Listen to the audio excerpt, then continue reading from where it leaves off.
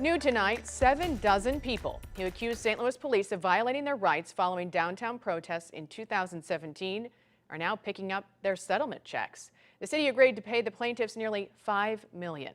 The protests followed the acquittal of former police officer Jason Stockley.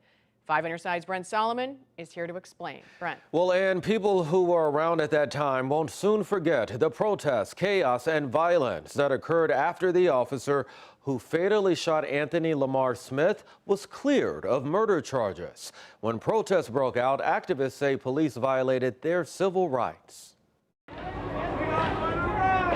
You're looking at the 2017 protest in downtown St. Louis following the acquittal of former police officer Jason Stockley. They're surrounding us entirely. I was told that everybody was under arrest and to get on the sidewalk. Including yourself? Mm-hmm. Had you ever been arrested before? No. Nicole Warrington says she was there to document how police were interacting with activists. Her charge was later dropped. The memories of what she says happened that night are crystal clear. The sound of the batons. There were officers lining wall to wall, and the batons were just beating, and the officers were all saying in unison, "Move back, move back." And I think I will always remember the sound of all of those batons hitting the ground. They were pushing us all into the center of the intersection. Once we saw the videos, we knew that what the police did was wrong. That's why Javad Khazali sued the city on their behalf. At first we filed 12 different lawsuits for 14 people. And then slowly we started realizing that there were close to 100 people. So we turned this into a class action.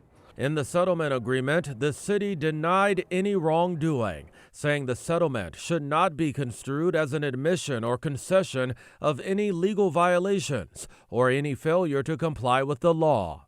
Friday, we were there as some of the 84 people who filed suit came to pick up their checks.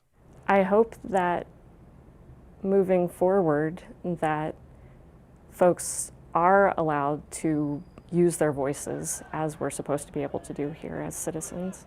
There needs to be some basic protection of our rights and basic recognition of each other's humanity. Now, each plaintiff in this case is receiving an average of $43,000 after attorney fees. At the time, the city told us it would not comment on pending litigation. Now that the case is settled, a spokesperson told me today the city's stance cited in that settlement agreement still stands. Ann.